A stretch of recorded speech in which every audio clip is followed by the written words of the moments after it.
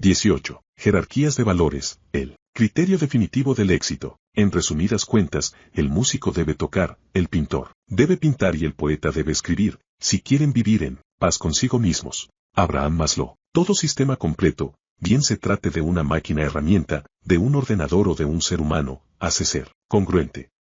Sus distintas piezas han de colaborar a un mismo fin. Cada acción debe ayudar a las demás acciones para que todo funcione.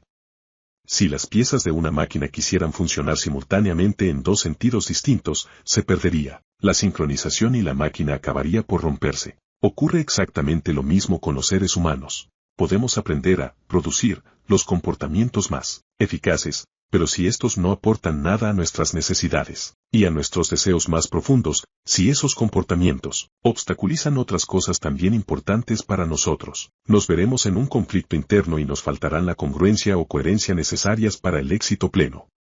Cuando 395. Un individuo consigue una cosa, pero en el fondo desea otra. Por nebulosa que sea la conciencia de ese deseo, no está totalmente satisfecho ni realizado. Otro tal vez alcance una meta, pero violando para conseguirlo sus propias convicciones acerca de lo bueno y lo malo, conflicto a la vista.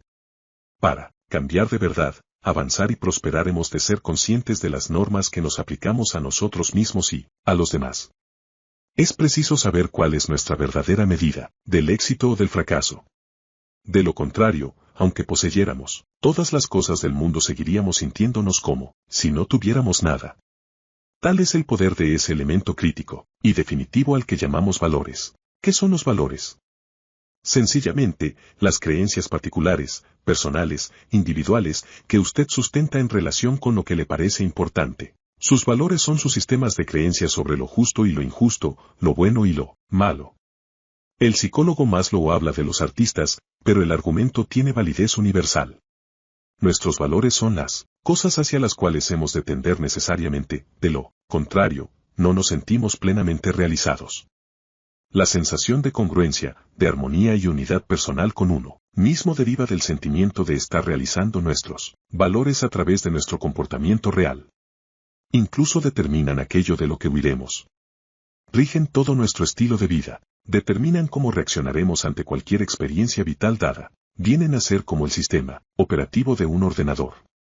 Cuando usted introduce un programa, que el ordenador lo acepte o no y que lo use o no, dependerá del sistema operativo que traiga programado de fábrica. Los valores son como el sistema operativo del discernimiento en el cerebro humano, desde cómo viste, qué coche conduce, en qué casa vive, uno y con quién se casa, si es que se casa, hasta cómo educa a sus hijos, desde las causas que uno apoya hasta lo que elige hacer para ganarse la vida. La influencia de los valores no conoce límites. Son la base que define nuestras reacciones ante cualquier experiencia de la vida. Son también la clave definitiva para quien quiera predecir su propia conducta así como, y la de los demás, la llave maestra que abre la caja de nuestra magia interior.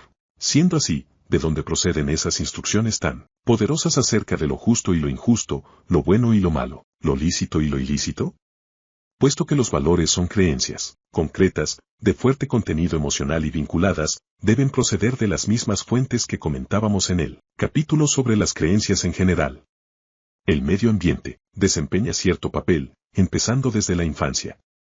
El padre y, sobre todo en las familias muy tradicionales, la madre juegan un papel de primer orden en la programación de la mayor parte de los valores originarios. Ellos les han dado expresión al decirle a uno constantemente lo que debía o no debía hacer, decir y creer.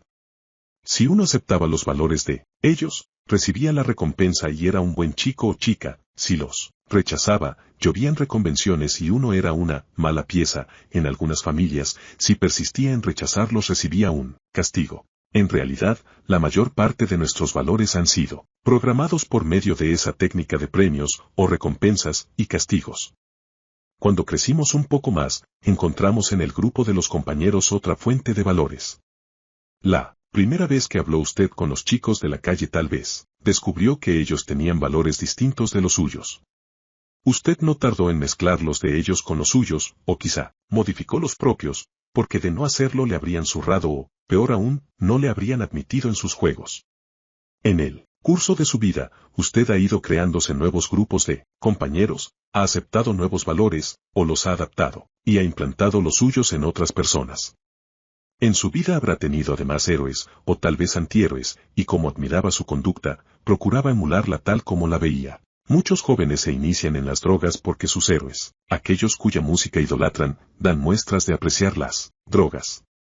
Hoy, por fortuna, muchos de esos héroes, dándose cuenta de su responsabilidad y de que, en tanto que personajes públicos, tienen oportunidad de configurar los valores de gran número de individuos, procuran dejar bien sentado que 397. Ellos no consumen ni promueven el consumo de drogas. Muchos artistas se han declarado partidarios de cambios positivos en el mundo, con lo cual configuran los valores de muchísimas personas. Por haber comprendido el poder de los medios de comunicación, Bob Geldof, el célebre promotor de Life Aid y Banda Aid para luchar contra el hambre mundial, supo movilizar los valores de otras muchas estrellas influyentes. Con su esfuerzo colectivo y su ejemplo, ellos ayudaron a consolidar el valor de la generosidad y el altruismo para con el prójimo. Muchos, que no creían que ese valor pudiera ser tan importante en su vida, cambiaron de conducta cuando vieron que sus héroes, Bruce Springsteen, Michael Jackson, Kenny Rogers, Bob Dylan, Stevie Wonder, Diana Ross, Lionel Richie y tantos más, les decían directa y diariamente, a través de su música y sus vídeos, que hay seres humanos en peligro de muerte y que es preciso hacer algo. En el próximo capítulo consideraremos con más detalle la creación de tendencias. Baste, por ahora, hacer constar el poder de los medios para la creación y orientación de valores y de conductas. La formación de valores no es privilegio de los héroes. Ocurre también en la vida profesional, donde sigue funcionando el mismo sistema de premios y castigos.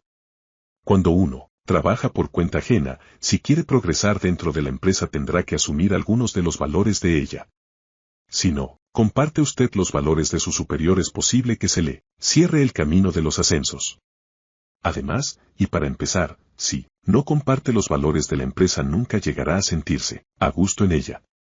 En nuestro sistema de enseñanza, los maestros dan expresión constantemente a sus propios valores, y muchas veces recurren de manera inconsciente al sistema de premios y castigos para conseguir que aquellos se adopten. Nuestros valores también cambian cuando cambiamos de metas o de autoimagen. Si usted se ha planteado el objetivo de ser el número uno de la compañía, cuando lo consiga, además de ganar más dinero esperará de quienes le rodean otras cosas diferentes. Sus puntos de vista sobre el trabajo cambiarán también. Verá de otra manera lo que hoy consideraría como un buen automóvil. Incluso puede que cambie de amistades, para que estén en consonancia con la nueva imagen que tendrá de sí mismo. En vez de salir a compartir una cerveza con los amigos, tal vez prefiera tomar un agua mineral en la oficina y discutir con sus 3 socios la ampliación de la empresa, el coche que uno conduce, los lugares que frecuenta, los amigos que le rodean, lo que uno hace. Todo ello refleja su autodefinición, la imagen que tiene de sí mismo. Incluso es posible que la misma incorpore lo que el psicólogo industrial Robert M. C. Murray ha llamado símbolos invertidos del yo, y que también son demostración de valores. Por ejemplo, el hecho de que alguien conduzca un coche barato no significa que no tenga buena opinión de sí mismo, ni que conceda una importancia exagerada al consumo de gasolina cada 100 kilómetros. A lo mejor quiere demostrar, mediante el uso de símbolos incongruentes, que está por encima del rebaño común. Un gran sabio, o un empresario con la cuenta corriente bien repleta, tal vez quieran representarse a sí mismos y representar ante los demás que ellos son especiales, eligiendo para ello un coche de segunda mano, barato y abollado. El multimillonario que vive en una choza quizás sea muy avaro del terreno edificable, o quizá pretenda hacer demostración de quién sabe qué valores originales ante sí mismo y ante los demás. El lector habrá comprendido ya que es importante saber, descubrir cuáles son nuestros valores. La dificultad estriba en que, para la mayoría de las personas, dichos valores son en gran parte inconscientes. A menudo los individuos no saben por qué hacen ciertas cosas, simplemente se sienten impelidos a hacerlas. Por lo general, las personas desconfían de quien tiene valores muy diferentes de los suyos, y se sienten incómodas en su presencia. Muchos de los conflictos que tenemos en la vida son conflictos de valores, y lo mismo puede decirse de la vida de las comunidades tanto a nivel local como a escala internacional, y no digamos en lo tocante a las guerras, véase, sino el Oriente Próximo, Corea, Vietnam, etc. ¿Y qué pasa cuando un país conquista a otro? Que los vencedores intentan imponer los valores de su cultura. 399. No solo difieren entre sí los valores de distintos países y pueblos, sino que para cada persona, además, unos son más importantes que otros. Casi todos nosotros trazamos una raya más allá de la cual no valen bromas ni se transige. Para unos puede ser la sinceridad, para otros la amistad. Algunos hombres mentirán para defender a un amigo, aunque también juzguen importante la sinceridad. ¿Cómo son capaces de hacer eso? Pues porque, en la situación dada, la amistad ocupa un lugar más alto en su escala de importancia, es decir, en su jerarquía de valores, que la sinceridad. Usted quizá valore mucho el éxito en los negocios, pero también la intimidad de la vida familiar, de manera que se producirá un conflicto si ha prometido regresar a casa temprano para pasar la tarde con su familia, pero se presenta una oportunidad de hacer un buen negocio. Lo que haga en ese momento dependerá de cuál sea el valor situado más alto. Así que, en vez de decir que es malo dedicar demasiado tiempo a los negocios y descuidar a la familia, o viceversa, dedicúese a descubrir cuáles son en realidad sus valores. Solo entonces comprenderá por qué hace ciertas cosas o por qué las hacen otras personas. Para entender cómo actúan los seres humanos, los valores son de utilidad primordial. Al objeto de tratar eficazmente con las personas hemos de saber qué es lo que más les importa, o sea, concretar la jerarquía de valores por la que se guían. A falta de ello, tendremos una gran dificultad en comprender las conductas elementales de los demás. Por el contrario, una vez poseamos ese dato, estaremos en condiciones de predecir cómo se comportará un individuo prácticamente ante cualquier conjunto de circunstancias. Y si conoce usted su propia jerarquía de valores, se hallará en disposición de resolver cualquier relación o representación interna que le origine un conflicto. No hay éxito verdadero si no se respetan los valores básicos. A veces es cuestión de saber arbitrar entre valores existentes que han entrado en colisión. Cuando uno tiene un empleo bien pagado pero no se siente a gusto en él, y resulta que sustenta un prejuicio muy arraigado en contra del dinero, no resolverá nada si se limita a concentrarse en su trabajo. La dificultad reside en un plano más elevado, el de unos valores en conflicto. Y si otro no puede concentrarse en su trabajo porque su valor más alto es la familia, pero sin embargo, dedica al trabajo todo su tiempo, tendrá que abordar el conflicto interno y la sensación de incongruencia que él mismo le produce. Redefinir el marco y descubrir la intención, eso, forma parte del remedio. Aunque tenga usted $1.000.000, si su modo de vida está en conflicto con sus valores, no vivirá feliz. Continuamente vemos ejemplos de ello, de personas con salud y fortuna que llevan sin embargo una vida mísera. Por el contrario, puede uno sentirse realizado aunque sea pobre como una rata, si vive de acuerdo con sus valores. Aquí no se discute cuáles sean los valores correctos o equivocados. No pretendo imponer los míos al lector. Lo que sí importa es que sepa cuáles son los suyos, de manera que le guíen, le motiven y le ayuden en el plano más íntimo. Todos tenemos un valor supremo, lo que más deseamos en cualquier situación, bien sea una relación o un empleo. Puede ser la libertad, el amor, la emoción o la seguridad. Seguramente, al leer esta relación usted se habrá dicho, todo eso lo quiero yo. A los demás, por lo general, nos pasa lo mismo, pero uno de los valores ocupa una posición relativa superior a la de todos los demás. En una amistad, unos buscarán estímulo intelectual, otros amor, otros una comunicación sincera y aún otros una sensación de seguridad. Muchos desconocen por completo cuál es su propia jerarquía o la de los seres queridos que les rodean. Tienen la vaga sensación de desear cariño, emociones o placeres, pero no saben cómo encajar todas esas piezas. Ahora bien, esas distinciones son totalmente críticas, puesto que determinan si las necesidades últimas del individuo van a verse satisfechas o no. ¿Cómo daremos satisfacción a las necesidades de otra persona, si no sabemos cuáles son? Y no conseguirá usted que nadie haga lo mismo con las suyas, ni podrá solucionar los conflictos internos hasta que comprenda las jerarquías que intervienen en estas interacciones. Para comprenderlas, lo primero que hay que hacer es definirlas. ¿Cómo descubrir cuál es la jerarquía de valores propia, o 401, la de cualquier otra persona? En primer lugar, hay que colocar un marco alrededor de los valores que se buscan, es decir, situarlos en un contexto concreto. Están compartimentados, ya que muchos de nosotros tenemos valores diferentes para el trabajo, las relaciones o la familia. Hay que preguntar, Para usted, ¿qué es lo más importante en una relación? Nuestro interlocutor quizá diría, sentirme respaldado. Luego le preguntaríamos, ¿por qué es importante el respaldo? Una posible respuesta puede ser, demuestra que hay alguien que me quiere. Y entonces nosotros seguimos, ¿qué es lo que más le importa en eso de ser querido por alguien? Y la contestación, la alegría que me produce.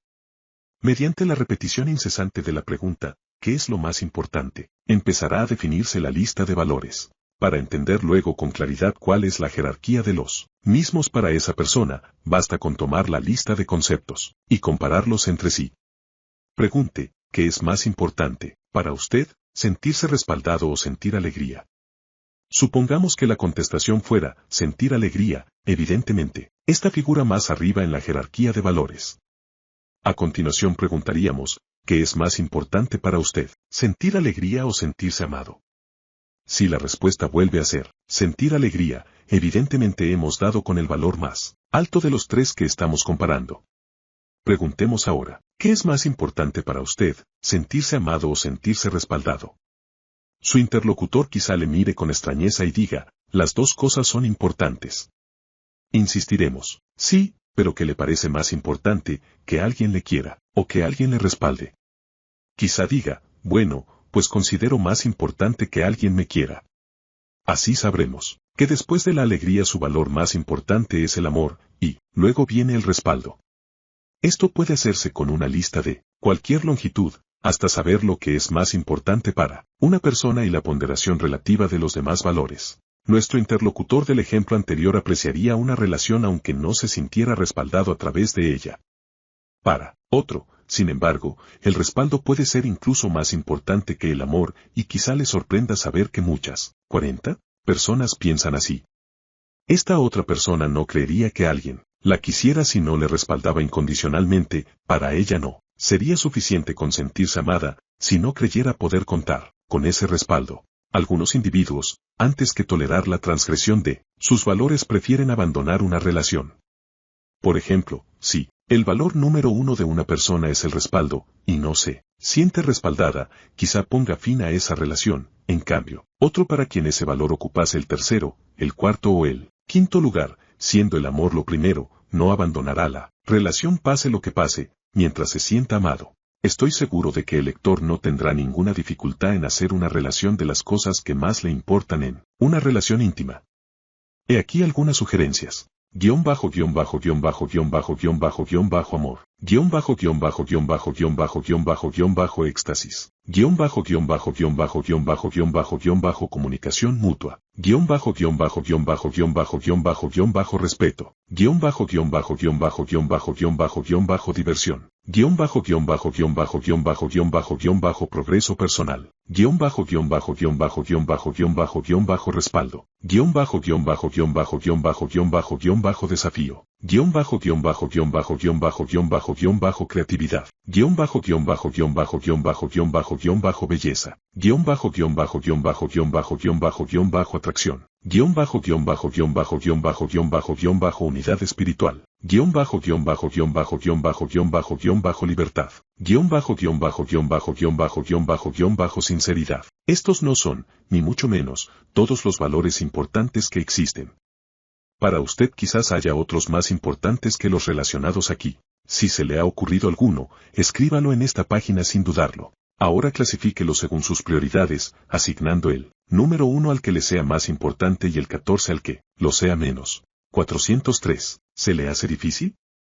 Cuando no se establece la jerarquía sistemáticamente, la clasificación resulta fatigosa y expuesta a confusiones, sobre todo si la lista es larga. Comparemos, por tanto, los valores entre sí, para determinar cuáles son más importantes que los demás. Empecemos por los dos primeros de la lista. ¿Qué es más importante para usted, el amor o el éxtasis? Si la respuesta es el amor, ¿le importa más que la comunicación mutua?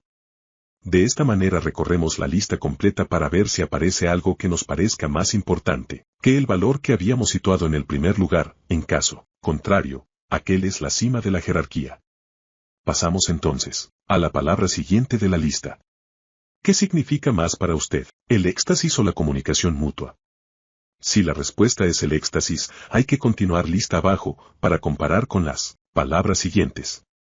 En cualquier momento en que aparezca una opción preferible a la que ha servido como punto de partida, el éxtasis, en este caso, las comparaciones se reanudarán a partir de la nueva opción. Si, por ejemplo, la comunicación mutua se valora más que el éxtasis, continuaríamos con la pregunta, ¿qué es más importante, la comunicación mutua o el respeto? Si la contestación sigue siendo que la comunicación mutua, continuaríamos con esta otra, la comunicación mutua o la diversión. De no aparecer ningún valor más importante que la comunicación mutua, esta será el segundo de la jerarquía. En caso contrario, habría que comparar todos los valores restantes con el que se hubiere preferido en esta disyuntiva, hasta completar la lista. Por ejemplo, si ha comparado usted la comunicación mutua con todos los demás conceptos hasta llegar al último, la sinceridad, y resulta que juzga esta más importante que la comunicación mutua, entonces no necesita compararla con la creatividad, por estar ya establecido que la creatividad no es tan importante como la comunicación mutua.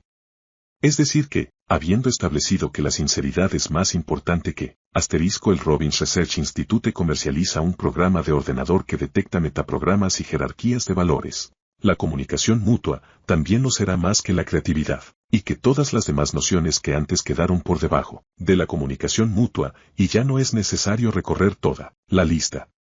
Para completar la jerarquía hay que repetir este proceso, hasta el final. Como verá el lector, la clasificación no siempre es un proceso fácil. Algunas de esas distinciones son muy sutiles y, quizá no estemos acostumbrados a hilar tan fino. Si una distinción no queda clara, intente precisarla más. Cuando se pregunta, ¿qué es más importante, el éxtasis o el progreso personal? Alguien podría contestar, para mí, la experiencia de progreso representa un éxtasis. A lo que sería preciso replicar, ¿qué significa para usted el éxtasis? ¿Qué significa para usted el progreso personal? Supongamos que la respuesta haya sido, el éxtasis significa una sensación de puro júbilo personal, mientras que el progreso significa la superación de un obstáculo. Entonces preguntaríamos, ¿qué es más importante, superar obstáculos o experimentar una sensación de júbilo total? De este modo se facilita la decisión. Si las distinciones todavía no están claras, hay que preguntar qué pasaría si se retirase uno de los valores. Si usted nunca pudiera conocer el éxtasis, pero si progresar, o viceversa, ¿cuál sería su elección? Por lo general, esto proporcionará la información necesaria para distinguir qué valor se juzga más importante. La definición de una de sus propias jerarquías de valores es uno de los ejercicios más útiles que habrá aprendido en este libro. Tómese ahora el tiempo para sacar en limpio lo que usted busca en una relación, y si actualmente está inmerso en una relación le conviene hacer lo mismo con su compañero o compañera, ambos hallarán en ello una comprensión más profunda de las necesidades del otro. Haga una lista de todas las cosas que usted juzga importantes en una relación, digamos, la atracción, la alegría, la excitación y el respeto. Para mejorar la lista, a lo mejor usted pregunta, ¿por qué es importante el respeto? Y resulta que la otra persona responde, es lo más importante en una relación. Ya sabe usted cuál es, 405, el valor primordial de esa persona. O tal vez diga, cuando siento que se me respeta, crece en mí un sentimiento de unidad con la otra persona. He aquí una palabra nueva, unidad. Usted quizá quiera preguntar, ¿por qué es importante la unidad? La respuesta podría ser, cuando experimento la unidad con otra persona sé que me quiere. Y continuaríamos indagando, ¿por qué es importante el amor? De esta manera iríamos desarrollando la lista de conceptos hasta persuadirnos de que conocemos la mayor parte de los valores que tienen trascendencia en esa relación. Acto seguido analizaríamos la jerarquía de prioridades con la técnica descrita anteriormente, es decir, mediante la comparación sistemática de los valores 2 a 2.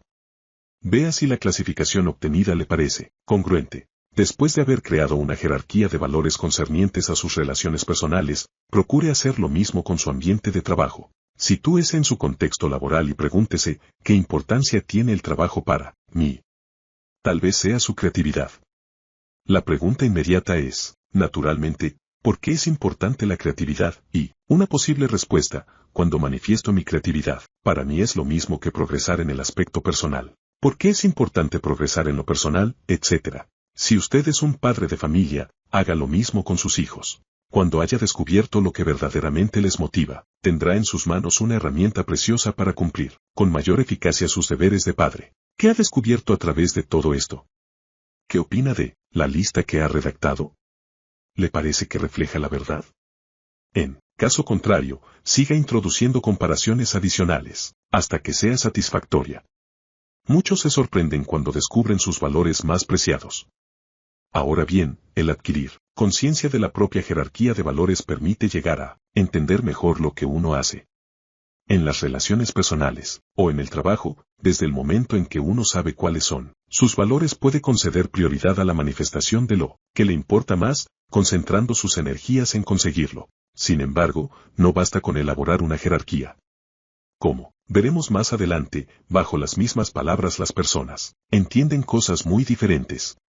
Una vez hayamos adquirido conciencia de nuestra jerarquía, conviene que nos entretengamos en definir cada concepto. Si el valor primordial de una relación es el amor, cabría preguntar, ¿en qué conoce usted que le o la aman? O, ¿cuáles son las cosas que le o la enamoran? O bien, ¿cómo sabe cuando no le o la aman?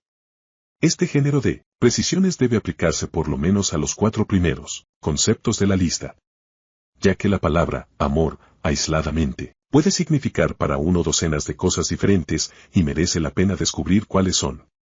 El proceso no es fácil, pero, si se realiza con atención, proporciona una serie de conocimientos acerca de uno mismo, de lo que verdaderamente desea y de los criterios por los que se guía para saber cuándo ve realizado lo que deseaba. Desde luego, no se puede ir por el mundo intentando hacer un estudio completo de los valores de todas las personas a quienes uno trata. El grado de profundización y de detalle depende por completo del resultado perseguido. Si se trata de establecer una relación permanente con nuestra esposa o con nuestro hijo, posiblemente nos interesará conocer al detalle el funcionamiento cerebral de esa persona. Cuando un entrenador trata de motivar a un deportista, o un hombre de negocios quiere valorar a un posible cliente, sin duda querrán saber cuáles son los valores de esas personas, pero no necesitarán, ni con mucho, una gran profundización. En este caso, se trata de conocer las líneas generales. Recordemos que toda relación, sea tan íntima como la de padre a hijo, o tan superficial como la que podría establecerse entre dos vendedores, que comparten un mismo teléfono, es un contrato, expreso o tácito. Cada parte espera determinadas cosas de la otra, cada uno juzga los actos del otro, aunque sea inconscientemente, midiéndolos con su propia escala de valores. Es inexcusable, pues, saber al menos cuál es la escala propia, si se quiere buscar el entendimiento y saber de antemano cómo repercutirá el comportamiento propio en la relación y qué necesidades se intenta satisfacer en ella. 407. Cualquier conversación ocasional puede servir para ir descubriendo esas líneas generales. Una técnica muy sencilla, pero muy valiosa es la que consiste en escuchar con atención el tipo de lenguaje que utilizan nuestros interlocutores. A través de las palabras que emplean con más frecuencia, las personas suelen revelar cuáles son sus valores prioritarios. Supongamos que dos personas hayan compartido una experiencia rayana en el éxtasis, la una, llena de entusiasmo, nos contará cuánto ha favorecido esa experiencia su creatividad. La otra, no menos animada, tal vez diga que los sentimientos de mutua compañía fueron muy intensos. Es muy posible que con ello estén dando pistas acerca de sus valores primordiales y, por consiguiente, de lo que conviene saber si uno quiere motivarles o entusiasmarles. La detección de los valores es tan importante en los negocios como en la vida personal. Todos buscamos en el trabajo un valor superior, que es el motivo por el cual uno acepta un empleo y luego, si no le da satisfacción o se ve frustrado, lo deja. Para algunos quizás sea el dinero. Si usted, como empresario, les paga lo suficiente, no le dejarán. Para otros muchos, en cambio, es otra cosa. Podría ser la creatividad, el desafío profesional o la sensación de pertenecer a una familia. Es crucial que los directivos sepan cuál es el valor primordial de sus empleados. Para detectarlo, hay que preguntar ante todo, ¿qué razones le decidirían a entrar en una organización? Supongamos que el empleado contesta, un ambiente creativo. Para desarrollar la lista de prioridades, continuaremos, ¿qué otras cosas tienen importancia? Seguidamente quizá nos interese conocer las razones que podrían inducirle a marcharse aunque estuviesen dadas todas las condiciones favorables. Supongamos que la contestación sea una demostración de desconfianza. A partir de ahí se puede seguir investigando, que podría inducirle a quedarse, incluso en caso de haberse producido una muestra palpable de desconfianza. Algunos quizá contestarían que jamás, en modo alguno, continuarían en una organización que no confiara en ellos. En tal caso ese es el valor máximo, ¿a qué lío de lo que no podrían prescindir en una organización? Otro quizá conteste que permanecería en la organización, aunque no hallase confianza, si viera oportunidades de ascender. Hay que seguir ahondando y preguntando hasta averiguar qué necesita esa persona para sentirse a gusto si se queda, ya que eso le permitirá saber con anticipación lo que podría inducirla a marcharse. Los calificativos que utilizan. Las personas son como superanclajes, ya que van acompañados de fuertes asociaciones emocionales. Para mejorar todavía más la eficacia del procedimiento, pida mayor claridad. ¿Cómo sabría si ha encontrado eso que busca? ¿Cómo sabría si no lo ha encontrado? Por otra parte, no hay que olvidar nunca que los criterios de un interlocutor para saber si se confía en él, por ejemplo, pueden ser diferentes de los de usted. A lo mejor interpreta que confiar en él es no discutir jamás sus decisiones, o quizás se tome como una muestra de desconfianza el que se le cambie de cargo sin darle una explicación que él estime suficiente. Para un directivo es sumamente valioso conocer estos valores, a fin de saber de antemano cómo debe tratar a cada persona en cualquier situación. Algunos directivos se figuran que ser buenos motivadores consiste en tratar bien a la gente, con arreglo a su propia definición del buen trato. Piensan, le pago a ese fulano un buen sueldo, de manera que espero de él tales y cuales cosas a cambio. Lo cual puede ser acertado, pero solo hasta cierto punto. Pero otros quizá valoren más otras cosas. Para algunos lo más importante es tener compañeros con los cuales exista compenetración. Si estos van dejando la empresa, aquellos pierden el interés en lo que hacen. Otros valoran las sensaciones de creatividad, de innovación, u otras cosas diferentes. Para ser un buen directivo hay que saber cuáles son los valores supremos de cada persona, y cómo podría satisfacerlos. De lo contrario le abandonarán, o por lo menos no rendirán nunca al máximo ni se sentirán satisfechos con su trabajo. ¿Que todo esto requiere una inversión de tiempo y sensibilidad? Sin duda.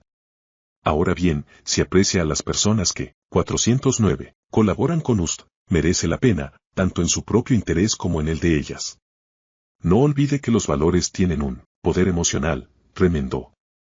El que se limita a administrar, desde el punto de vista de sus propios valores y da por sentado que eso es suficiente para que le consideren justo, pasará mucho tiempo sin yéndose amargado y traicionado. En cambio, el que sabe tender el puente sobre las discrepancias de valores probablemente tendrá socios, amigos y familiares más satisfechos, y vivirá a su vez más contento. No es que sea fundamental en la vida el tener los mismos valores que los demás, pero si él sabe adaptarse a otras personas, comprender cuáles son sus valores y apoyarlos y colaborar con ellos. Los valores son la herramienta de motivación más poderosa de la que podemos disponer.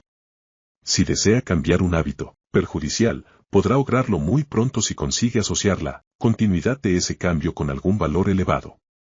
Conozco el caso de una mujer para quien el orgullo y el respeto de los demás ocupan puestos muy altos en su escala de prioridades. Lo que hizo fue escribir una nota a las 5 personas, a quienes más respetaba, para comunicarles que jamás volvería a fumar, ya que apreciaba demasiado su propia salud y la de los demás para seguir haciéndolo. Después de enviar estas cartas, dejó el tabaco. Hubo muchas ocasiones en que hubiera dado cualquier cosa a cambio de un cigarrillo, pero su orgullo no la dejó ceder. Para ella era un valor más importante que una bocanada de humo. En la actualidad es, definitivamente, una persona no fumadora y una persona más sana. Los valores correctamente utilizados tienen el poder supremo de cambiar nuestro comportamiento. Voy a contarle una experiencia mía reciente. Me dedicaba yo a asesorar a un equipo de rugby que tenía 3 medios. Quarterback, el jugador que ocupa una posición retrasada y actúa como pivote y organizador de los ataques. Los 3 se motivaban por valores muy diferentes. Los analicé por el sencillo procedimiento de preguntarles por qué consideraban importante jugar al rugby, o qué encontraban de positivo en ello.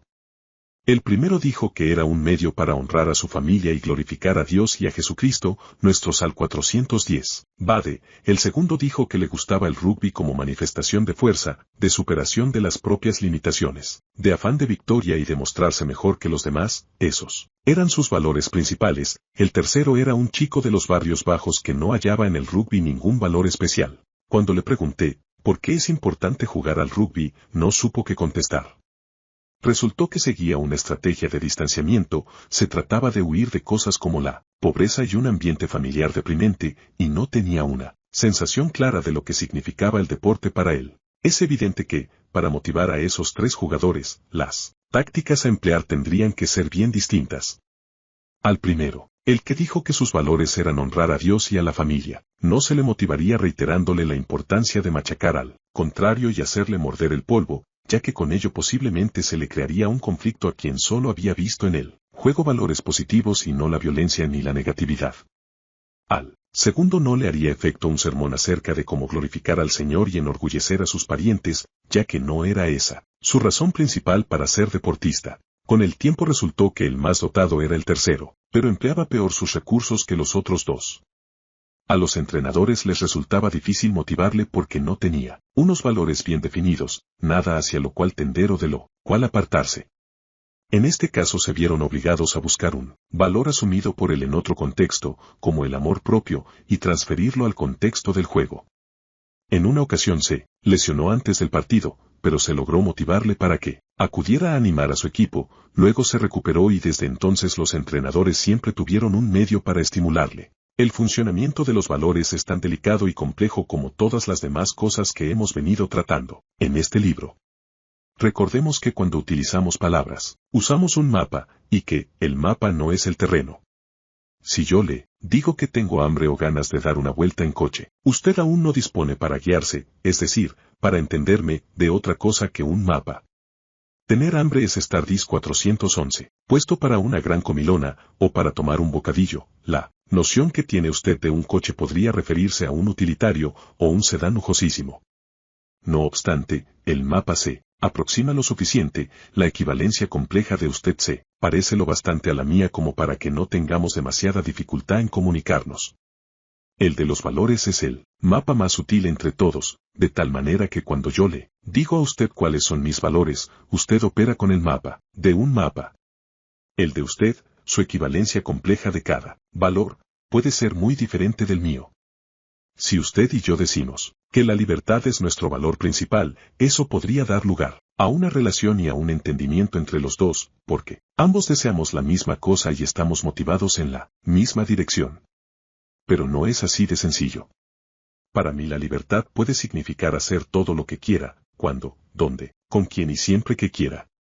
Para usted, la libertad puede significar que alguien se ocupe de su persona incesantemente, librándole así de las complicaciones que supone el vivir en un ambiente muy estructurado. Para un tercero, la libertad se hallaría solo dentro de un orden político, en la disciplina necesaria para mantener un sistema político determinado. El hombre que no sabe por qué estaría dispuesto a morir no sirve para vivir. Martin Luther King. Los valores, dada la primacía que les concedemos, tienen un poder emocional increíble. Ningún lazo entre los individuos es más fuerte que la unión alrededor de los valores más elevados. Por eso, un grupo decidido a luchar por su patria, derrotará casi siempre a cualquier ejército de mercenarios. Y. Ninguna fuente de discordia es tan traumática como provocar comportamientos que causen conflictos de valor. Todas las cosas que nos importan son reflejos de valores, bien se trate del patriotismo o del cariño familiar. Por tanto, al construir jerarquías exactas usted traza algo que nunca había tenido antes, el mejor mapa posible de lo que alguien necesita y de lo que le hará reaccionar. En el terreno de las relaciones personales se observa a menudo la potencia explosiva de los valores y, al mismo tiempo, su delicadeza de matices. Una persona quizás se sienta traicionada debido a un fracaso amoroso. Dijo que me amaba. ¡Qué ingenuidad la mía!, comenta. Para unos, el amor ha de ser un compromiso duradero, para otros, una unión breve pero intensa. Tal vez haya habido engaño, o tal vez solo una equivalencia diferente de la palabra amor en el uno y el otro. Por eso es absolutamente crucial llegar a construir un mapa tan exacto como sea posible y determinar cuál es el mapa de la otra persona. No basta con escuchar las palabras que usa, hay que entender lo que significan. Para ello, hay que preguntar con tanta flexibilidad e insistencia como sea necesario para llegar a formarse una equivalencia compleja y exacta de las jerarquías de valores. Muy a menudo estas nociones difieren tanto que dos personas pueden no tener nada en común aunque profesen los mismos valores, y dos personas que profesan valores diferentes a lo mejor llegan a descubrir que en realidad desean lo mismo. Para uno, la diversión puede significar consumir drogas, quemar las noches en fiestas y bailar hasta la madrugada. Para otro, la diversión consiste en escalar montañas, practicar el piragüismo y toda clase de actividades novedosas, excitantes o difíciles. Lo único que tienen en común esos valores es la palabra empleada para designarlos. Un tercero quizá diga que su valor más importante es vencer un desafío. A lo mejor eso también significa escalar montañas y descender por ríos de aguas bravas. En cuanto a la diversión, quizá la desprecie como una cosa frívola y desprovista de importancia. Y sin embargo, este entiende por desafío exactamente lo mismo que el segundo individuo de nuestro ejemplo llamaba diversión. La comunidad de valores es la base para las relaciones definitivas. Si dos personas tienen valores totalmente asociados y coincidentes, su relación podrá durar mientras vivan. Si sus 413 valores son totalmente distintos, una relación duradera y armoniosa resultará poco probable. Sin embargo, son pocas las relaciones clasificables en una de estas categorías extremas. En consecuencia, usted debe hacer dos cosas. La primera, descubrir cuáles son los valores comunes a fin de poder establecer con ellos un puente sobre los que son distintos. No, fue eso lo que intentaron Reagan y Gorbachev en sus entrevistas, mantener valores que ambos países comparten y que podrían fomentar su relación. Como la supervivencia, por ejemplo. La segunda, tratar de promover y satisfacer los valores más importantes de la otra persona, en la medida que no sea posible. Esa es la base de una relación poderosa, estimulante y duradera, bien sea en los negocios, en el aspecto personal o en el familiar. Los valores trazan la línea general que define la congruencia o la incongruencia, y que los individuos estén motivados o no. Si conoce usted sus valores, tiene en sus manos la llave maestra. De lo contrario, quizá consiga crear un comportamiento poderoso que será duradero o no, y conducirá al resultado deseado o no. Si éste entra en conflicto con los valores del otro, actuará como un interruptor, dejándolos fuera de circuito. Los valores son como un tribunal de última instancia. Ellos deciden qué conductas funcionarán o no, y cuáles producirán los resultados perseguidos o solo incongruencia. Y así como las personas tienen ideas diferentes acerca de lo que significan los valores, también siguen caminos diferentes para determinar si esos valores están siendo satisfechos. En el plano personal, la detección de un procedimiento de confirmación figura entre las operaciones más valiosas para planear metas y fijar objetivos. Este es un ejercicio útil. Tome 5 valores de entre los más importantes para usted, y dé un procedimiento de confirmación. ¿Qué debería suceder para que usted sepa si sus valores se cumplen o encuentran satisfacción? Anote ahora los resultados en un papel, y calibre si el procedimiento de confirmación que usted utiliza le ayuda o supone una traba. Los procedimientos de confirmación son susceptibles de control y cambio, ya que en todo caso se trata de construcciones mentales y nada más. Deben estar al servicio de nuestros fines y no suponer impedimentos. Los valores cambian, a veces de un modo radical, pero más a menudo de forma gradual e inconsciente. Muchos de nosotros tenemos procedimientos de confirmación autoinhibidores o trasnochados. Cuando usted era estudiante quizá necesitaba salir con muchas chicas para saberse atractivo. Como adulto, habrá preferido desarrollar estrategias más elegantes. Si valora usted el atractivo personal, pero no se conforma con menos que parecerse a Robert Redford, es posible que se esté asegurando su propia frustración. Todos conocemos a personas que viven pendientes de un resultado, de algo, que simboliza un valor máximo para ellas. Y luego, cuando lo consiguen, descubren que eso no significaba nada en realidad. Es que sus valores han cambiado, pero el procedimiento de confirmación continuó existiendo independientemente. Algunos tienen un procedimiento de confirmación que no va unido a ninguna clase de valor, saben lo que quieren, pero no saben por qué. Así que cuando lo consiguen se produce, como un espejismo, por motivos culturales se convencieron de algo que no deseaban en realidad. La incongruencia entre los valores y los comportamientos es uno de los grandes temas de la literatura y del cine, desde Ciudadano Kane hasta El Gran Gatsby. Es preciso desarrollar una atención permanente a los valores y a los cambios que estos experimentan. Al igual que se debían revisar periódicamente los desenlaces y las metas cuya lista estableció el lector en el capítulo 11, también conviene revisar con regularidad los valores que más le motivan a uno. Otro de los criterios a que deben someterse los procedimientos de confirmación es el del límite razonable de tiempo. Tomemos a 2 licenciados universitarios en el momento de iniciar su carrera profesional. Para uno de ellos, el éxito quizá signifique una familia estable, un empleo que le asegure $40,000 al año, una casa de $100,000 y un buen estado de salud. El otro no se contentaría con menos de uña. 415. 1. Familia numerosa, un ingreso anual de $250,000, una casa de 2 millones, el cuerpo de un campeón de pentatlón, muchos amigos, acciones en un equipo de deportistas profesionales y un Rolls Royce con chofer. No hay inconveniente en apuntar alto si eso nos ha de servir de estímulo. Por mi parte, desde luego, puse el listón bien alto, y como resultado de estas representaciones internas creadas por mí logré desarrollar las conductas que las confirmaron. No obstante, tal como varían los objetivos y los valores, varían también los procedimientos de confirmación. Son más felices los que se fijan algunas metas intermedias a donde apuntar.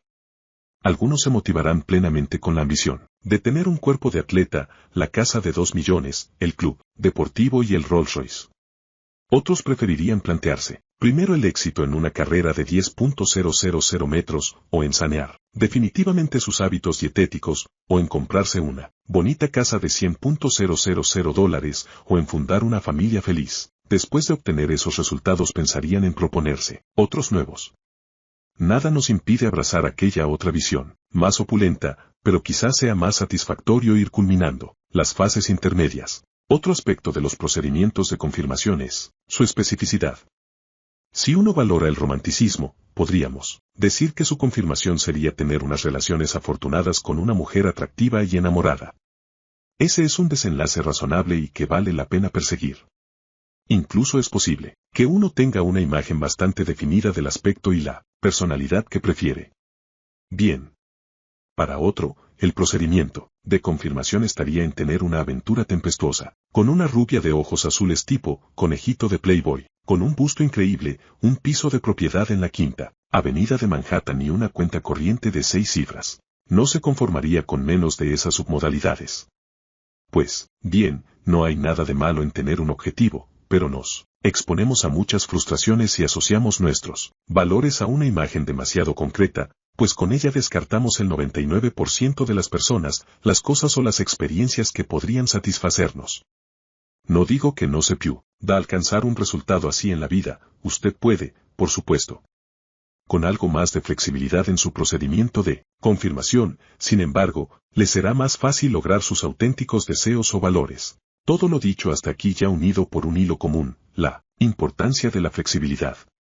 No olvide que en cualquier contexto, el sistema más flexible, el que tiene más opciones abiertas, será el más efectivo.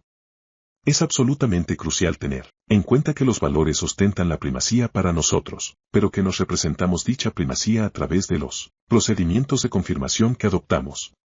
Uno puede elegir un mapa del mundo tan circunscrito que la decepción estará casi asegurada. Eso es ni más ni menos lo que hacemos cuando decimos que el éxito es exactamente tal cosa y que una buena relación es precisamente tal otra. Privar al sistema de toda su flexibilidad es una de las garantías más seguras de frustración. De los dilemas a que se enfrentan los seres humanos, los más dolorosos son los que afectan a su escala de valores. A veces dos valores distintos, la libertad y el amor por ejemplo, nos empujan en direcciones opuestas.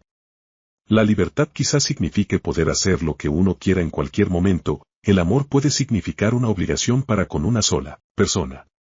Muchos de nosotros hemos sentido ese conflicto, y no es una experiencia agradable.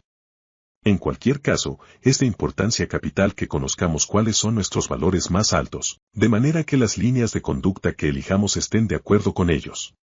De lo contrario, tendríamos que pagar más adelante el precio emocional por no habernos atenido a lo que era más importante en nuestra vida. Los comportamientos asociados a valores más altos en la escala priman sobre los ligados a valores de menor entidad. No hay nada tan desgarrador como estar sometido a la influencia de valores que empujan en direcciones opuestas. La sensación de incongruencia que esto produce es tremenda. Y si esa incongruencia se prolonga demasiado, puede acabar destruyendo la relación. El que se inclina a favor de un valor, ejercitando, por ejemplo, su libertad, tal vez arruina el 417. Otro podría adaptarse, digamos, reprimiendo sus ansias de libertad, de tal manera que la frustración resultante sería destructiva para la relación. O bien, y puesto que pocos de nosotros nos planteamos en realidad nuestros valores hasta llegar a entenderlos, se experimentaría una sensación vaga de desilusión y malestar general. A no tardar nos ponemos a filtrar todas las experiencias vitales por medio de esas emociones negativas, hasta que las mismas llegan a ser parte de nosotros. Sentimientos de insatisfacción que quizás uno intente compensar con el hábito de comer en exceso, o el de fumar, etc. Si no se ha comprendido la función de los valores, será difícil elaborar un compromiso satisfactorio. En cambio, si se consigue, no será necesario minar ni la relación ni los afanes de libertad. Es cuestión de modificar el procedimiento de confirmación. Cuando éramos adolescentes, la libertad quizá significaba para nosotros imitar la vida sexual de Warren Beatty. Ahora es posible que una relación amorosa sirva para proporcionarnos seguridad, recursos y alegrías, de modo que disfrutemos de una libertad más duradera que la posibilidad de meternos en la cama con cualquier persona a la que acabemos de conocer. La congruencia se obtiene así, esencialmente, mediante un proceso de redefinición del marco en que se sitúa una experiencia. A veces la incongruencia procede, no de los valores mismos, sino de los procedimientos de confirmación de diferentes valores. El éxito y la espiritualidad, por ejemplo, no generan necesariamente incongruencia. Usted puede ser un gran triunfador y no por ello dejar de tener una rica vida espiritual, pero ¿qué ocurre si su confirmación del éxito consiste en poseer una gran mansión, mientras que su confirmación de la espiritualidad exige un estilo de vida sencillo y austero? Tendrá que redefinir sus procedimientos de confirmación, o reenmarcar la percepción, de lo contrario, quizás se condenaría a un conflicto interior que le agobiaría durante toda la vida. En este punto quizás sea útil recordar el sistema de creencias que utilizó W. Mitchell para ayudarse a vivir una vida rica y feliz pese a unas circunstancias que hubieran resido limitativas a cualquiera. Es decir, que la relación entre dos factores nunca puede ser absoluta. Para el quedar paralítico no significó estar condenado a la infelicidad.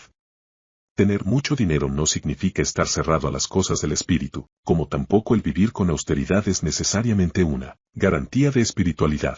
La PNL, programación neurolingüística, proporciona instrumentos para cambiar la estructura de casi cualquier experiencia, de modo que se forme la congruencia necesaria. En cierta ocasión tuve como cliente a un hombre aquejado de un problema bastante común. Tenía relaciones amorosas con una mujer, pero al propio tiempo concedía gran valor al hecho de sentirse atractivo sexualmente y relacionarse con otras mujeres. Cuando descubría señales de interés sexual procedentes de una mujer atractiva, empezaba a sentirse culpable debido al valor que para él representaba su relación principal. Cuando tropezaba con una mujer atractiva, su sintaxis de atracción funcionaba del modo siguiente: a la vista de la mujer, B, se decía a sí mismo, ahí de, algo por el estilo de, esta mujer está muy bien y yo le he gustado, lo cual conducía a la sensación o deseo de actuar, sí, que a veces se convertía en realidad puesto que emprendía la acción, C. Pero tanto el deseo como los romances consiguientes le producían tremendos conflictos con su necesidad de una relación fuerte, de persona a persona, que era un deseo muy arraigado en su interior. Le enseñé cómo añadir un elemento nuevo a su estrategia, que hasta aquí podríamos simbolizar por B, A, I, D, C, C. Le insté a que cuando viese a una mujer, B, y se dijese a sí mismo, esta mujer está muy bien y yo le he gustado, A y D, añadiese enseguida esta representación auditiva interna, y, yo estoy enamorado de mi mujer. Luego debía representarse a su compañera yendo a su encuentro con una sonrisa y, mirándole con expresión de arrobo, B, lo cual suscitaría en su interior una sensación senestésica nueva, un deseo de amar a su compañera. Instalamos dicha estrategia mediante la repetición. Se trataba sencillamente de mostrarle a una mujer, 419, atractiva, hacer que se dijera a sí mismo, esta mujer está muy bien y yo le he gustado, y que añadiera enseguida la nueva representación auditiva interna, y yo estoy enamorado de mi mujer, en un tono de voz muy solícito, mientras imaginaba a su compañera sonriéndole con pasión. Le obligué a repetirlo una y otra vez hasta que la reacción quedó arraigada en forma de patrón tris-tras, de tal manera que Ante cualquier mujer atractiva dicho patrón nuevo se produjese con carácter inmediato. Con esa estrategia no necesitaba prescindir de nada. La anterior tiraba de él en dos direcciones al mismo tiempo e introducía fuertes tensiones en su relación. Si nos hubiéramos limitado a reprimir su afán de sentirse atractivo, le habríamos creado frustraciones intensas y conflictos. La nueva estrategia le permite continuar obteniendo las sensaciones positivas que anhela, pero anulando el conflicto que minaba sus relaciones. Ahora, cuantas más mujeres atractivas ve, más deseo siente de amar a su compañera actual. La utilización óptima de los valores consiste en integrarlos con metaprogramas que nos sirvan para motivar y comprender, tanto a nosotros mismos como a los demás. Los valores son el filtro de última instancia. Los metaprogramas son las pautas o patrones operativos que guían la mayor parte de nuestras percepciones y por tanto de nuestra conducta. Conociendo el modo de utilizar lo uno y lo otro conjuntamente, es posible desarrollar patrones motivadores muy exactos. Una vez atendí a un joven cuya irresponsabilidad desesperaba a sus padres. Su problema era que vivía totalmente al día, sin prestar ninguna atención a las consecuencias. No es que se propusiera deliberadamente ser un irresponsable. Cuando se le presentaba algún plan susceptible de retenerle toda la noche fuera de casa, en realidad, solo reaccionaba ante lo que tuviera delante, movimiento de aproximación, sin pensar en las consecuencias de sus actos, es decir, en las cosas de las que debía alejarse. El diálogo con este joven me permitió detectar sus metaprogramas. Supe cómo cedía a la atracción y actuaba prácticamente forzado. Luego me dediqué a descubrir sus valores, y advertí que las tres cosas primordiales para él eran la seguridad, la felicidad y la confianza. Esto era lo que más necesitaba en la vida. Establecí la relación mediante los métodos de igualación y simetría. Luego, de manera totalmente congruente, empecé a explicarle cómo con su comportamiento ponía en peligro las cosas que más valoraba. Acababa de regresar a casa después de haber desaparecido durante 2 días sin pedir permiso a sus atribulados padres ni enviarles ningún mensaje. Le dije que estaba acabando con la paciencia de ellos y que con su conducta iba a perder toda la seguridad, la felicidad y la confianza que le suministraba su familia, que si perseveraba, acabaría en algún lugar sin seguridad, ni felicidad, ni confianza, como podía ser la cárcel o el reformatorio. Ya que no demostraba la responsabilidad necesaria para vivir en su casa, sus padres tendrían que enviarle a un lugar donde alguien se hiciera responsable de él. De este modo le suministraba algo de lo que alejarse, algo que era la antítesis de sus valores. La mayoría de las personas, cuya estrategia principal es la de aproximación, se alejarán, no obstante, de todo lo que suponga la pérdida de un valor clave. A continuación le proporcioné la estrategia positiva, algo a lo que acercarse. Le indiqué tareas concretas que servirían como procedimiento de confirmación para sus padres, permitiéndole seguir aportando los valores de seguridad, felicidad y confianza que eran tan importantes para él. Todas las noches, regresaría a su casa antes de las 10. Encontraría empleo en el plazo de 1 semana, y todos los días cumpliría con su parte de los quehaceres domésticos. Le dije que pasaríamos revista a sus progresos al cabo de 60 días y que, si cumplía lo prometido, el grado de confianza de sus padres aumentaría, así como el respaldo de ellos a su felicidad y su seguridad personales. Dejé bien sentado que estas eran cosas necesarias, hacia las cuales tendría que aproximarse sin demora. El primer incumplimiento de ese pacto se tomaría como una falta de aprendizaje, el segundo le valdría una advertencia, pero a la tercera vez le consideraríamos un caso perdido. 421. Lo que hice fue proporcionarle cosas a las que aproximarse, a fin de mantener y aumentar su satisfacción con los aspectos que él valoraba. En el pasado le habían faltado objetivos a los que aproximarse y que al mismo tiempo favorecieran las relaciones con sus padres. Además, dejé bien claro que estos cambios eran totalmente necesarios y le indiqué un procedimiento de confirmación bien concreto, para que se atuviera a él. Según mis noticias más recientes, sigue comportándose como un muchacho modelo. La combinación de sus valores con sus metaprogramas se evidenció como el útil motivador decisivo. Yo había puesto en sus manos un medio para obtener por sí mismo la seguridad, la felicidad y la confianza que necesitaba. El que sabe mucho de los demás es un entendido, pero más sabio es el que se conoce a sí mismo. El que domina a los demás es poderoso, pero el que se domina a sí mismo es más fuerte todavía. Lao Tse, Tao Te Ching. Creo que el lector ya se habrá dado cuenta de lo explosivos pero valiosos que son los valores como herramientas del cambio. En el pasado los de usted habrán operado casi por entero en el plano inconsciente, ahora tiene la facultad de comprenderlos y manipularlos con vistas a un cambio positivo. En otros tiempos no sabíamos lo que era el átomo, por lo que no estábamos en condiciones de utilizar su tremendo poder. En el terreno personal, el conocimiento de los valores tiene efectos similares, cuando afloran al nivel consciente nos permiten alcanzar resultados inauditos. Podemos tocar teclas, cuya existencia desconocíamos. Recordemos que los valores son sistemas de creencias que ejercen efectos globales. De manera que al modificarlos, bien sea para eliminar conflictos, o para reforzar los valores de signo positivo, llegamos a introducir cambios profundos en toda nuestra vida. En vez de sufrir el malestar de los conflictos, como sus 422 días cuando apenas los comprendíamos, ahora podemos entender lo que sucede dentro de nosotros, o entre nosotros y otras personas, y empezar a generar nuevos resultados. Esto, podemos hacerlo de varios modos. Cabe reenmarcar la experiencia para que su efectividad sea máxima. O modificar los procedimientos de confirmación mediante la manipulación de sus submodalidades, como hemos hecho a lo largo de todo este libro.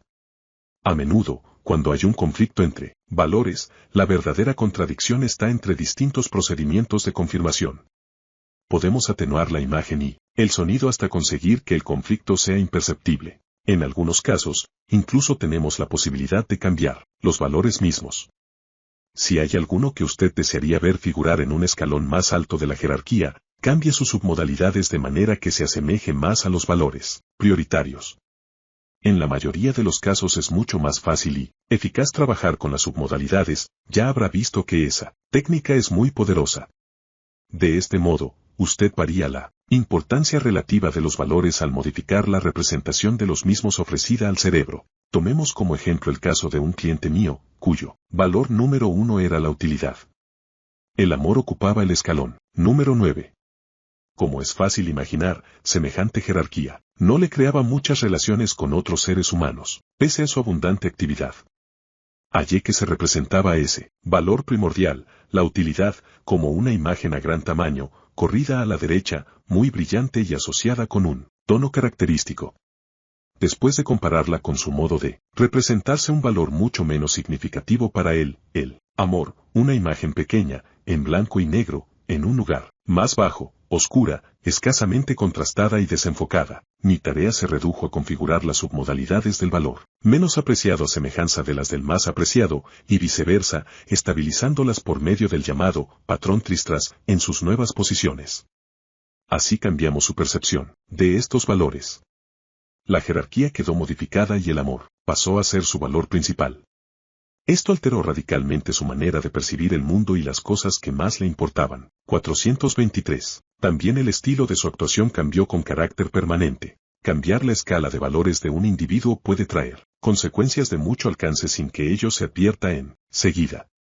Por lo general, es mejor tratar de descubrir los procedimientos de confirmación de una persona y, por tanto, su percepción de si sus actos van de acuerdo con sus valores o no, antes de atacar la escala de propiedades propiamente dicha. Creo que es fácil ver la utilidad del método para las relaciones personales. Supongamos que el valor primordial de una persona fuese la atracción, el segundo una comunicación sincera, el tercero la creatividad y el cuarto el respeto. Sin modificar la relación, dispondríamos de dos posibles vías para generar sentimientos de satisfacción en ella. Una consistiría en hacer del respeto el valor número 1 y pasar la atracción al cuarto lugar. De este modo, podríamos ayudar a alguien que hubiese dejado de sentir atracción hacia su pareja al convencerle de que tal sentimiento era menos importante que su respeto hacia ella, pues, mientras la respetara, le parecería ver satisfecha su propia necesidad primordial. Ahora bien, el otro planteamiento más sencillo y menos radical consistiría en determinar el procedimiento de confirmación por el cual esa persona juzga que alguien es atractivo o atractiva. ¿Qué necesita ver, oír y sentir para llegar a esa conclusión? Tras ello cambiaríamos esa estrategia de atracción o le invitaríamos a poner en conocimiento de su pareja los medios por los cuales ésta podría satisfacer tal demanda. Muchos tenemos conflictos de valores. Queremos salir al mundo y hacer grandes cosas, pero también tumbarnos en la playa. Deseamos pasar el tiempo con nuestra familia y también trabajar lo necesario para triunfar en nuestra profesión. Deseamos seguridad y al mismo tiempo queremos excitación.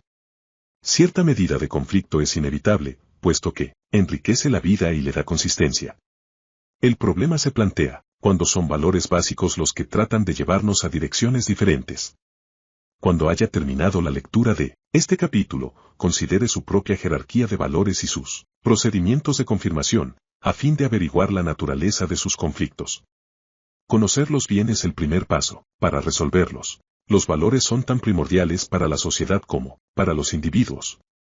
La historia de los Estados Unidos durante los últimos 20 años nos proporciona un ejemplo desgarrador de la importancia y la variabilidad de los valores, que fue la agitación de la década de 1960 a 1970 sino un mare magnum de valores en conflicto.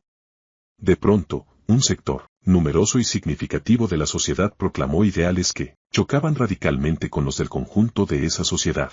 Muchos de los valores atesorados por nuestro país, el patriotismo, la familia, el matrimonio, la ética del trabajo, fueron puestos en tela de juicio. El resultado fue un periodo de incoherencia social y de disturbios. Entre lo de entonces y lo de ahora hay dos diferencias esenciales. La primera es que muchos de los que en aquella época eran adolescentes han descubierto caminos nuevos y más positivos para manifestar sus creencias. Durante los años 60, uno quizás opinaba que la libertad significaba consumir drogas blandas y llevar el cabello largo. Ahora, en los 80, la misma persona tal vez piense que poseer un negocio y ser dueño de su propia existencia son las vías más eficaces para lograr ese mismo resultado. La otra diferencia es que nuestros valores han cambiado. Si contemplamos la evolución de las ideas en los Estados Unidos durante el último cuarto de siglo, en realidad no vemos que un conjunto de valores haya triunfado sobre otro, lo que sucede es que se ha formado poco a poco un conjunto nuevo. En algunos sentidos hemos regresado a una cierta tradición de patriotismo, o de vida familiar, en otros aspectos hemos adoptado muchos de aquellos valores de los años 60. Somos más tolerantes, y tenemos nuevas opiniones sobre los derechos de la mujer y los de las minorías, así como sobre la naturaleza del trabajo, productivo como fuente de satisfacciones. De esta evolución resulta una lección beneficiosa para todos. Los valores cambian y, con ellos, las personas. Los únicos que no cambian son aquellos que no respiran. En Conce 425, /inversa T, Cuencia, conviene advertir el flujo de los hechos y moverse al compás del cambio. Recuerda el ejemplo de quienes se obstinan en un desenlace único, solo para descubrir al final que no les satisface. Muchos de nosotros nos hemos visto en situaciones así, y más de una vez. Para evitarlo, hemos de permanecer activamente atentos a nuestros valores y a los procedimientos de confirmación que hemos construido para ellos. En la vida es preciso consentir cierto grado de incongruencia o incoherencia, forma parte de la dualidad del ser humano. Los individuos, al igual que las sociedades, pasan por periodos de conmoción general como ocurrió en los años 60. Pero si permanecemos atentos a lo que ocurre, nos será más fácil superarlo y dirigir el cambio en alguna medida.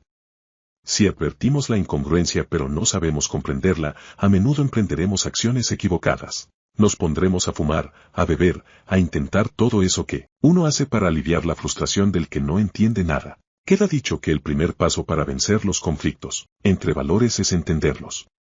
La fórmula del éxito definitivo se verifica para los valores lo mismo que para todo lo demás. Es necesario saber lo que uno quiere, nuestros valores primordiales y la jerarquía de los mismos. Y hay que lanzarse a la acción. Y hay que desarrollar agudeza sensorial para saber hacia dónde se mueve uno y la flexibilidad necesaria para cambiar. Si su conducta actual no armoniza con sus valores, cambie la conducta para resolver el conflicto. Un punto final digno de ser subrayado. No olvide que todos modelamos continuamente. Nuestros hijos, nuestros empleados y nuestros socios nos modelan de distintas maneras. Si queremos ser modelos eficaces, lo que más importa es representar unos valores fuertes y una conducta congruente. Modelar comportamientos, en efecto, es importante, pero los valores pasan por encima de casi todo lo demás.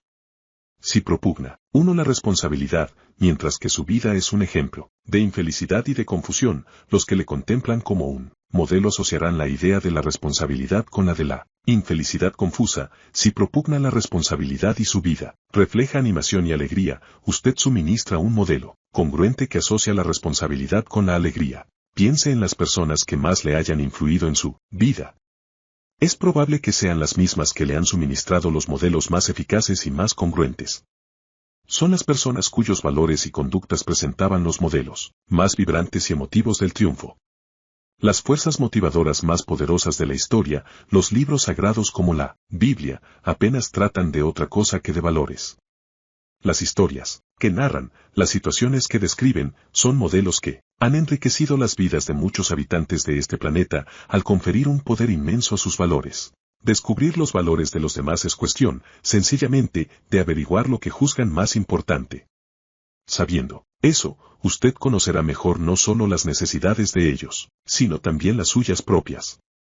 En el próximo capítulo vamos a considerar las 5 cuestiones que todo aspirante al triunfo debe abordar y resolver, a fin de aplicar y utilizar lo que hemos aprendido en este libro.